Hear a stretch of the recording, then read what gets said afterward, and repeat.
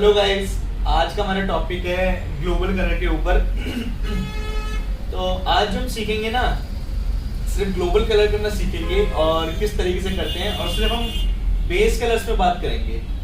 हम कोई रिफ्लेक्शंस, और कोई टोन और न्यूट्रलाइजेशन कुछ नहीं सीखेंगे। सिर्फ हम बेसिक एक ग्लोबल कलर करना सीखेंगे कि आप किस तरीके से डेवलपर का यूज करके और बेस शेड्स का यूज करके किसी को भी कोई भी ग्लोबल कलर दे सकते हो, तो किस तरीके से दे सकते हो। तो ये रहेगा। और आज हम जो बात करेंगे, हम उस तरीके से बात करेंगे जो हम सलॉन्स में करते हैं। अकेडमी के अंदर तो बहुत कुछ सिखाया जाता है। मैं भी लॉरेल से पास आउट हूँ, लुक से पास आउट हूँ।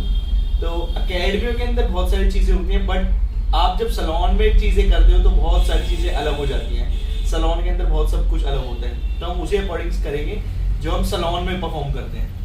तो मैंने आपको सबसे पहले बेस शेड्स बताए थे, आपको शेड कार्ड सिखाया था। उसके अंदर बेस शेड्स थे, रिफ्लेक्शंस थे और अंडरकोट थे। तो आज हम बेस शेड्स के ऊपर ही बात करेंगे। बेस शेड्स पे ही सारा गेम रहेगा हमारा ये। तो डेवलपर के बारे में भी बताया था मैंने, तो आज स्टार्ट करते हैं। तो जो हमारे बेस शेड्स होते हैं, इनको डेप्थ बोलते हैं। ये होते हैं डेप्थ, जो कलर की डेप्थ होती है। और जो इनके साथ जो टोन्स, जो रिफ्लेक्शंस होती हैं, वो इनके साथ जुड़ती है। लाइक लाइट ब्राउन के साथ आपने गोल्ड की रिफ्लेक्शन डाल दी, या आपने ऐश की रिफ्लेक्शन डाल दी, तो आप जो भी रिफ्लेक्शन इसके साथ डालोगे तो वो light brown with gold reflection या ऐश रिफ्लेक्शन इस तरीके से काम करती है।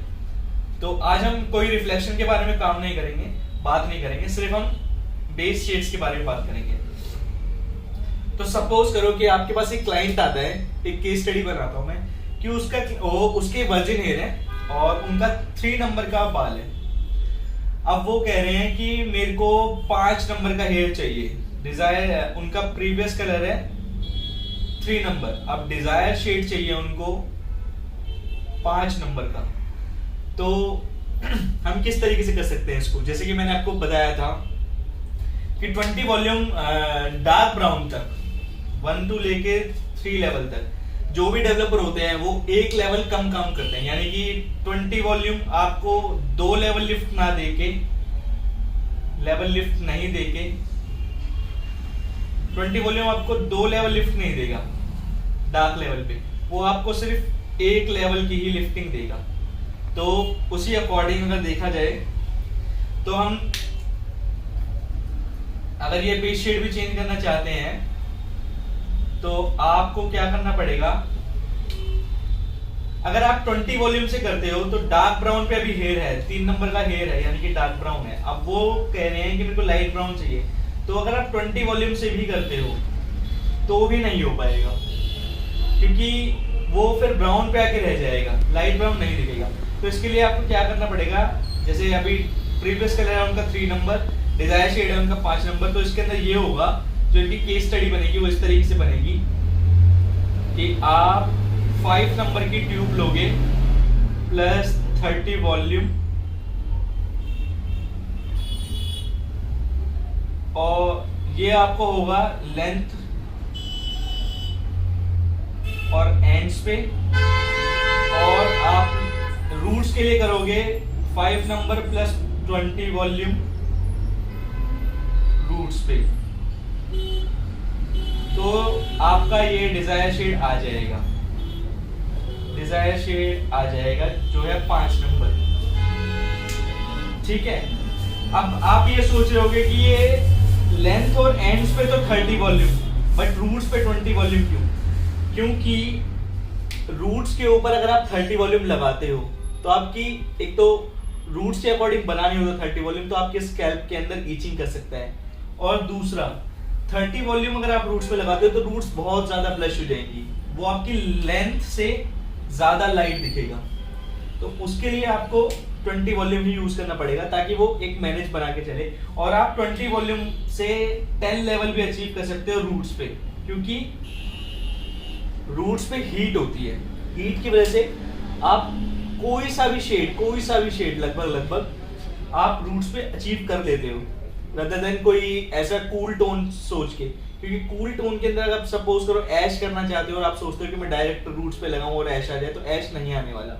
ये वाली केस स्टडी देखी कि ये कैसे अचीव कर सकते हैं। तो अब कुछ चीज़ें और भी हैं, आप इसी अकॉर्डिंग कलर कर सकते हो कि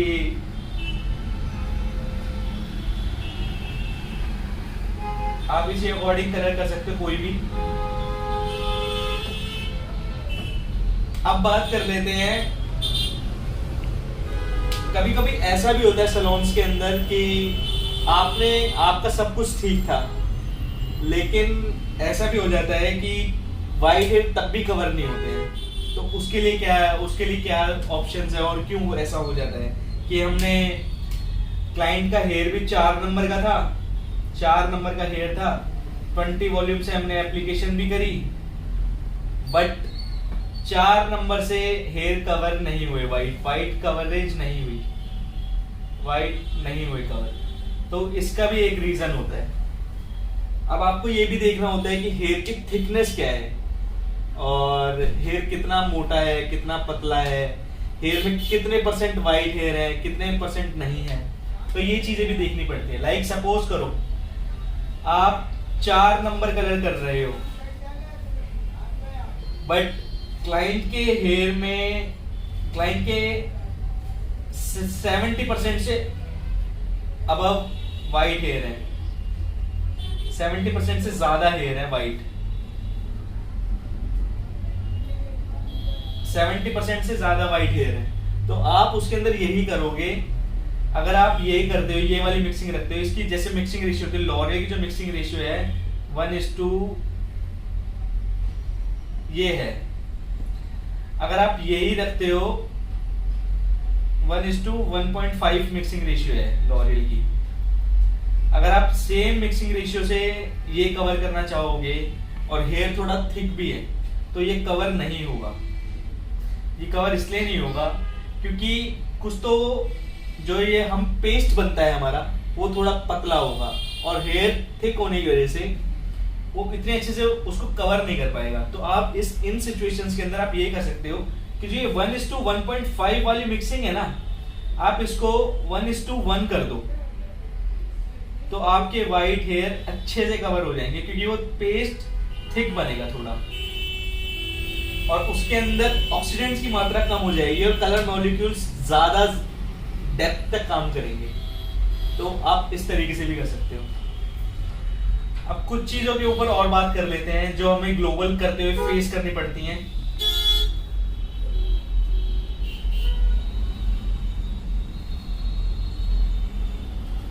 वो ये है कि वर्जिन हेयर और कलर्ड हेयर। तो कुछ क्लाइंट के होते हैं वर्जिन हेयर, वर्जिन हेयर आप उसके अंदर कोई भी कलर विदाउट प्री लाइट या फिर विदाउट जेंटल क्लींजिंग कर सकते हो। लाइक किसी के हेयर में 4 नंबर का शेड है, 4 नंबर का शेड है। अब वो आके कहता है कि मुझे 5 नंबर का कलर कर दो, तो आप क्या करोगे, डायरेक्ट 5 नंबर प्लस 20 वॉल्यूम और सीधा अप्लाई कर दो कि रिजल्ट आ जाएगा 5 नंबर, है ना? ऐसे ही तो होगा। बट अब क्लाइंट ने 5 नंबर कलर करा लिया, अब क्लाइंट का हेयर वर्जिन नहीं रहा, अब क्लाइंट के हेयर में है 5 नंबर कलर। अब 5 नंबर कलर है क्लाइंट के हेयर में जो कलर कराता है वो। अब वो आपसे आगे कह रहा है कि आप मेरे को, या 5 नंबर ना मान के हम इसको मान लेते हैं 3 नंबर का कलर कराता है क्लाइंट। अब वो आपसे आगे कह रहा है कि 5 नंबर का कलर कर दो अब मेरे को। वो कलर कराता है 5 नंबर का, 5 नंबर का कलर कराना चाहता है। तो अब आप इस सिचुएशन में क्या करोगे, क्योंकि हेयर तो वर्जिन है नहीं। तो इस सिचुएशंस में आपको ये करना पड़ता है जेंटल क्लींजिंग के द्वारा। अब जेंटल क्लींजिंग करनी पड़ेगी जिसके अंदर ये होता है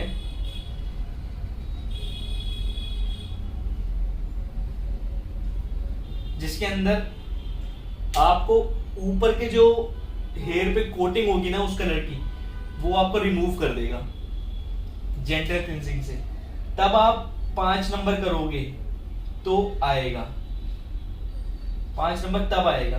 अगर आप डायरेक्ट करने की सोचोगे तो कलर नहीं आएगा, क्योंकि कंपनी क्लेम करती है कि कलर हेयर के ऊपर कभी भी कलर नहीं आता है। तो आपको पहले जो प्रीवियस कलर है उसको आपको पहले जेंटल क्लींजिंग या डीप क्लींजिंग की मदद से ना उसको पहले रिमूव करना पड़ेगा, तभी आप दूसरा कलर उसके ऊपर डाल सकते हो। तो आप पहले 3 नंबर के हेयर पे पहले जेंटल क्लींजिंग करेंगे।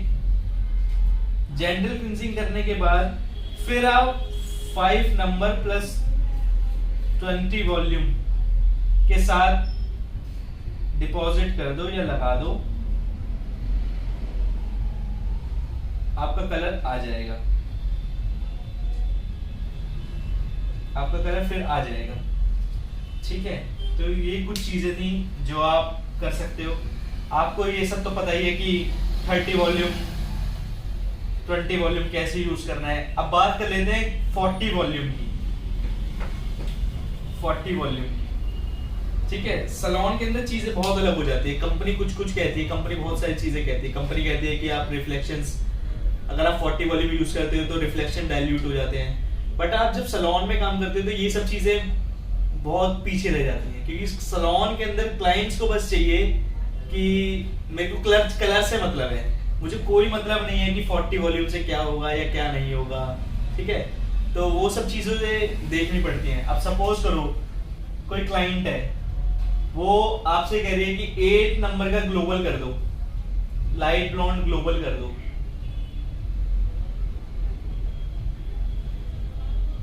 लाइट ब्लॉन्ड का ग्लोबल कर दो। अब उनका 3 नंबर का हेयर है, 3 नंबर का हेयर है अभी, ठीक है।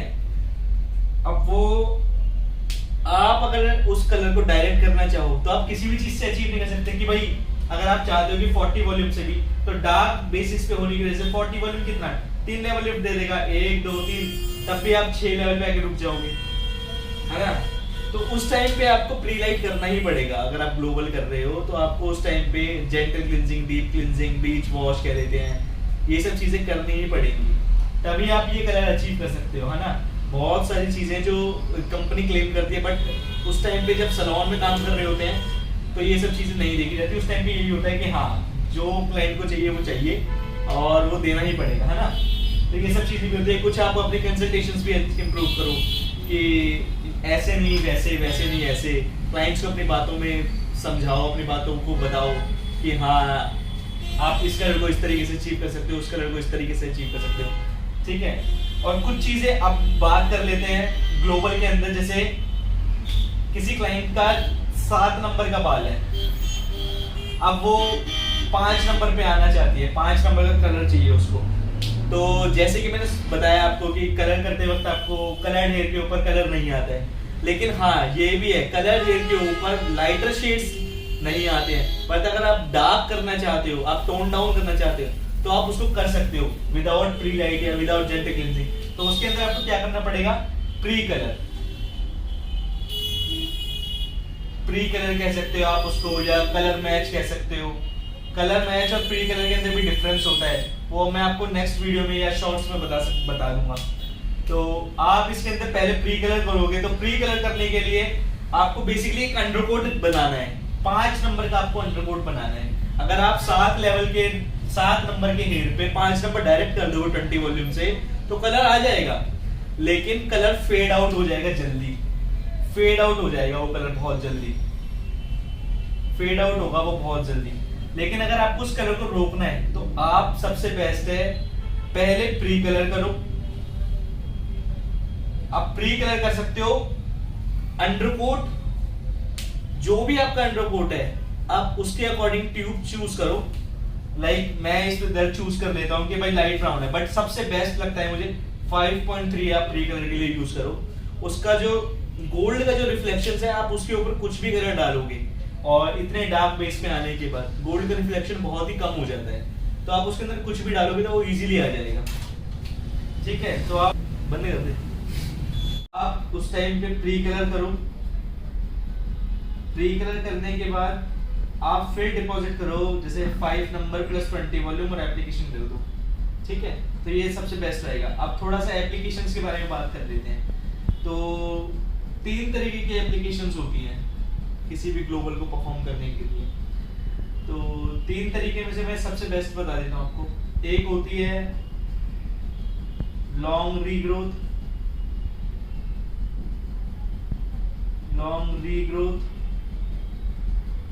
एक होती है 1 मंथ रीग्रोथ,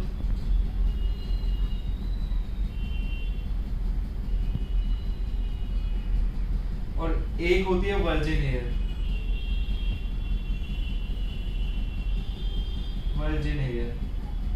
तो तीनों का पैटर्न बता देता हूँ। तो लॉन्ग रीग्रोथ के अंदर आपका क्या रहता है कि आपने कोई कलर कराया था, आपको 6 महीने के आसपास हो गए हैं, अब आपने ना तो टचअप कराया था ना आपने कुछ और कराया, वो लेंथ बढ़ती गई, तो उसके अंदर क्या हो जाता है, आपका हेयर कुछ इस टाइप का दिखने लगता है। उसके अंदर एप्लीकेशन इस टाइप से होती है कि यहाँ से हेयर पीछे, ये वाले इधर की तरफ ये जो हेयर है ये कलर्ड है, और ये वर्जिन है जो आपके रीग्रोथ से आए हैं। तो इसके अंदर किस तरीके से एप्लीकेशन होती है, इसके अंदर ये होती है कि आप पहले रूट्स करोगे और ये मिड हो गया आपका और ये एंड्स हो गए। तो इसके अंदर जो एप्लीकेशन का तरीका होता है, आप पहले मिड करोगे, फर्स्ट मिड पे, फिर आप मिड करने के बाद सेकंड रूट्स, ठीक है, और फिर रूट्स के बाद टीटीआई, यानी कि रूट्स खत्म होती तुरंत ही आप सीधा एंड्स पे लगा दोगे, फिर थर्ड आप एंड्स कर दोगे, ठीक है। इस तरीके से ये एप्लीकेशन होती है। तो और 1 मंथ रीग्रोथ के अंदर ये होता है कि कोई क्लाइंट है, उसने आपसे कलर कराया था, अब उस कलर को वापस से वो रिफ्रेश कराना चाहती है, टचअप आ गया है, 1 महीने की रीग्रोथ है, 1 से 1.5 इंच की ग्रोथ है, उसके अंदर सीधा रूट्स होता है। तो आप इसके अंदर ये कर सकते हो कि ये रूट्स है और ये मिड टू एंड्स है, तो आप सबसे बेस्ट है आप पहली एप्लीकेशन रूट्स पे कर दो और फिर मिड टू एंड लास्ट में लगा दो, सेकंड एप्लीकेशन यहाँ कर दो, क्योंकि उसको तो सिर्फ रिफ्रेश करना है,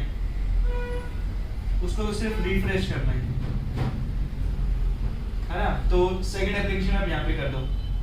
वर्जिन हेयर एप्लीकेशन ऐसे होती है, वर्जिन हेयर के अंदर ये होता है कि पहले आप, वर्जिन हेयर के अंदर ऐसा होता है, पहले आप मिड एंड एंड्स पे लगाओगे, फर्स्ट एप्लीकेशन आप यहाँ करोगे, सेकंड एप्लीकेशन आप रूट्स पे करोगे, सेकंड रूट्स, ठीक है। आप इस तरीके से कर सकते हो, ये वर्जिन हेयर एप्लीकेशन जाती है। तो एप्लीकेशंस का ये रहता है। दूसरा, अब नेक्स्ट वीडियो हम बताएंगे, नेक्स्ट वीडियो के अंदर हम बात करेंगे लॉरियल के अंदर रेंज की, कि मेजरल किस तरीके से काम करता है। तो मेजरल के ऊपर हम पूरी वीडियो बनाएंगे कि मेजरल के अंदर क्या होता है, एनर्जी सेल होता है, क्या होता है, क्या क्या रेंज है ना, और रिफ्लेक्शंस के ऊपर भी काम करेंगे अगली बारी। तो और जिनको ये लिफ्टिंग का समझ नहीं आया है, वो आप मेरी डेवलपर वाली वीडियो जाके देख सकते हैं, डेवलपर वाली। तो आप उस वीडियो को देखोगे तो आपको समझ आ जाएगा कि लाइटिंग किस तरीके से होती है हेयर के अंदर। तो आप ये वाली वीडियो जाके देख सकते हो। बाकी थैंक यू, आई होप आपको ये वीडियो पसंद आई होगी, और अगर आपको अच्छी लगे तो लाइक और कमेंट करें, और मेरे को कमेंट करके जरूर बताएं कि नेक्स्ट वीडियो किस टॉपिक पे बनाएं। Okay, thank you.